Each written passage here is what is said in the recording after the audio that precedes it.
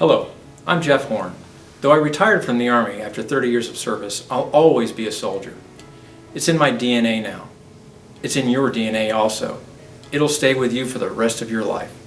My service to our nation will always be with me. It'll always make me proud.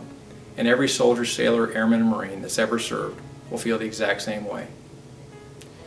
Departure from a job or a calling like military service creates tremendous questions.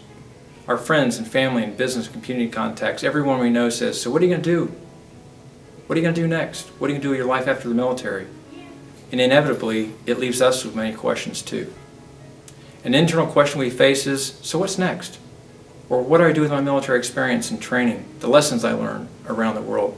How do I find something so exciting as the kind of work that we did with the 82nd Airborne Division, or jumping out of aircraft, or work we did with special operations, or the time we shot missiles down with our Aegis cruisers? It's pretty exciting work. See, regardless of how your time went, you'll always compare your next job to the work you did defending your nation, whether you know it or not. Watching out for the men and women in your crew is terribly important.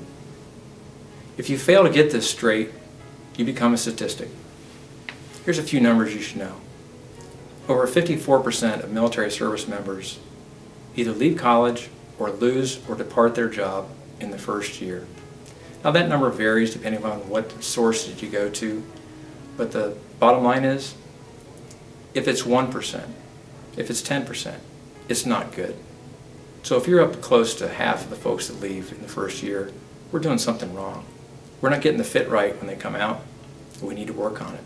And it's not that our nation isn't doing a great job in the military with our government programs trying to send them out. It's that maybe you're not ready. So you find out 1, 2, 3 months after the period that you get out that you missed the bridge and you're alone. And that leads to a 29% unemployment rate for young veterans under the age of 30.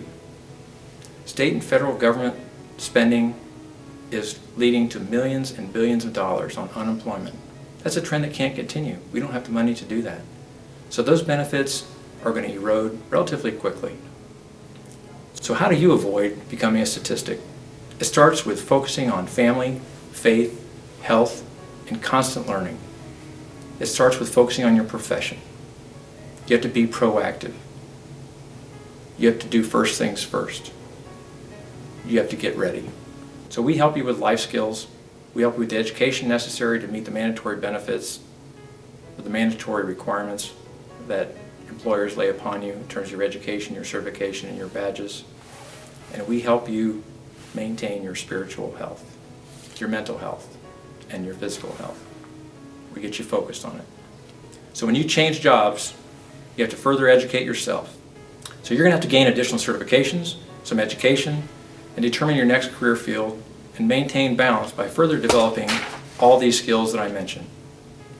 These pillars, education, profession, and life skills, they all work together with the government programs that you were offered when you left the military, and they pick up where they leave off.